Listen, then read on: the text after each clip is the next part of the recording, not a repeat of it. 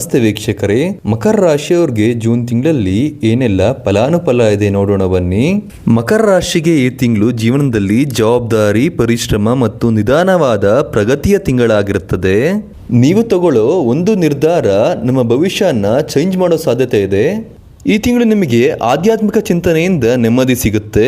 ಕುಟುಂಬದಲ್ಲಿ ಜವಾಬ್ದಾರಿಗಳು ಹೆಚ್ಚಾದರೂ ಕೂಡ ನೀವು ಬುದ್ಧಿವಂತಿಕೆಯಿಂದ ನಿಭಾಯಿಸ್ತೀರಾ. ನಿಮ್ಮ ಸ್ನೇಹಿತರಿಂದ ಈ ತಿಂಗಳು ಸಹಾಯ ಸಿಗುತ್ತೆ. ನಿಮ್ಮ ಕೆಲಸದಲ್ಲಿ ಹೊಸ ಪ್ರಾಜೆಕ್ಟ್ ಅಥವಾ ಹೊಸ ಜವಾಬ್ದಾರಿಗಳು ಸಿಗ್ಬೋದು. ಅದನ್ನ ನೀವು ಒಳ್ಳೆ ಮನಸ್ಸಿಂದ ಆಸೆ ಪಡೆದಲ್ಲೇ ಕಾರ್ಯಗಳನ್ನ ನಿರ್ವಹಿಸಬೇಕಾಗತ್ತೆ. ಸರಿಯಾದ ರೀತಿ ನೀವು ಗಮನ ಹರಿಸಲಿಲ್ಲ ಅಂತಂದ್ರೆ ಎಡ್ವರ್ಟ್ ಮಾಡ್ಕೋತೀರಾ.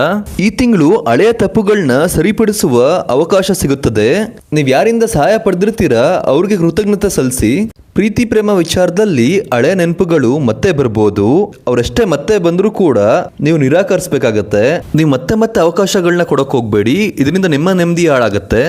ಈ ತಿಂಗಳು ನಿಮಗೆ ಬೇರೆ ಒಳ್ಳೆಯ ಸಂಬಂಧ ಸಿಗೋ ಸಾಧ್ಯತೆ ಇದೆ. ಅವ್ರನ್ನ ಮದುವೆ ಆದ್ರೆ ನೀವು ಸಂತೋಷವಾಗಿರ್ತೀರಾ. ನಿಮ್ಮ ಕುಟುಂಬದ ಮೂಲಕನೇ ಪರಿಚಯ ಸಾಧ್ಯತೆ ಇದೆ. ನೀವು ನಿಮ್ಮ ಮೇಲೆ ಡೌಟ್ ಮಾಡ್ಕೋಬೇಡಿ. ನೀವು ಒಳ್ಳೆ ಕೆಲಸಗಳು ಮಾಡ್ತಿದ್ದೀರಾ ಇಲ್ವಾ ಅಂತ ಯೋಚನೆ ಮಾಡಬೇಡಿ. ನೀವು ಈ ಸಮಯದಲ್ಲಿ ಧೈರ್ಯವಾಗಿದ್ದರೆ ನಿಮ್ಮ ವ್ಯಕ್ತಿತ್ವವನ್ನು ಮತ್ತಷ್ಟು ಬಲಿಷ್ಠಗೊಳಿಸುತ್ತದೆ. ಪ್ರತಿ ಶನಿವಾರದಂದು ಹನುಮಂತನ ದೇವಸ್ಥಾನಕ್ಕೆ ಹೋಗಿ ಹನುಮಾನ್ ಚಾಲಿಸ ಓದೋದ್ರಿಂದ ಏನೇ ಸಂಕಷ್ಟಗಳಿಂದ್ರೂ ಈ ತಿಂಗಳು ಪರಿಹಾರಗಳಾಗತ್ತೆ.